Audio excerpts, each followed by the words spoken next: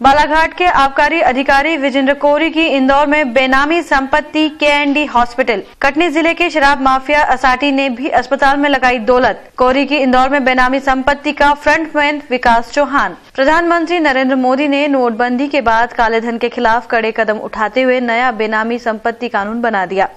आयकर विभाग ने इसी के तहत कार्रवाई करते हुए देश भर में अब तक 87 लोगों को नोटिस जारी कर दिए हैं और करोड़ों रुपए की 42 संपत्तियां जब्त कर ली है। गौरतलब है कि घोटालेबाज नेताओं और नौकरशाहों ने अरबों खरबों रुपए का भ्रष्टाचार कर कई बेनामी संपत्तियां खड़ी कर रखी है। इंदौर में के&डी अस्पताल विजेंद्र कोरी की बेनामी संपत्ति का एक बड़ा उदाहरण है। हालांकि पैसे तो इसमें और भी लोगों का लगा हुआ है, लेकिन जिसकी मेहनत के बल पर के&डी अस्पताल चल रहा है, उसे घोटालेबाजों ने अब हटाने की साजिश रचना शुरू कर दिया है ताकि पूरे अस्पताल पर कब्जा कर सके।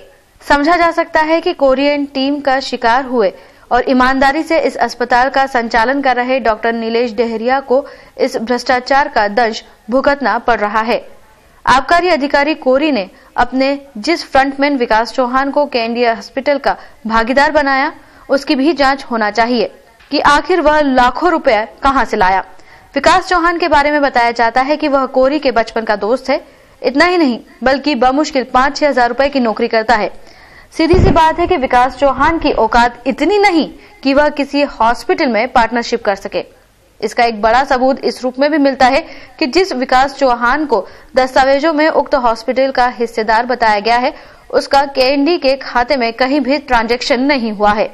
संभव है कि विकास चौहान आबकारी अधिकारी कोरी की ओर से महज दस्खती लाल हो। जांच का विषय तो यह भी है कि कहीं श्रीमान कोरी साहब फर्जीवाड़ा कर खुद ही विकास चौहान के हस्ताक्षर तो नहीं कर रहे हैं। एक और अहम तथ्य यह भी है कि विजेंद्र कोरी की पत्नी श्रीमती गौरी कोरी का के&डी अस्पताल के बोर्ड पर बकायदा नाम लिखा हुआ है, जो अपने आप में कोरी की काली करतूतों की चुगली करता नजर आ रहा है। इस हॉस्पिटल के संचालक गणों में कटनी जिले का शराब माफिया सुनील असाटी और उसका बेटा राहुल असाटी भी है। अब इतना सब कुछ हो चुकने के बाद तो हर समझदार आदमी एक झटके में यह बात अच्छी तरह समझ जाएगा कि इस हॉस्पिटल की बेनामी संपत्ति में आबकारी अधिकारी और शराब माफिया माने जाने वाले शख्स का जहरीला गठजोड़ है। एक हॉस्पिटल के मामले में आखिर किसी शराब व्यापारी का क्या काम? फिलहाल सारे सवालों का जवाब सिर्फ और सिर्फ ईमानदारी पूर्वक की गई गहन और उच्च स्तरीय जांच से ही संभव है। हॉस्पिटल करीब अभी तक तो कंटिन्यू लॉस में चलता रहा, जो कि करीब 1 करोड़ रुपए लॉस में गया है। अभी तक 94 लाख है, जो कि पूरा मेरे द्वारा लगाया गया। पूरे अकाउंट्स की पूरी डिटेल है, जिसमें उन्होंने 1 रुपए भी मुझे अभी तक नहीं दिया है।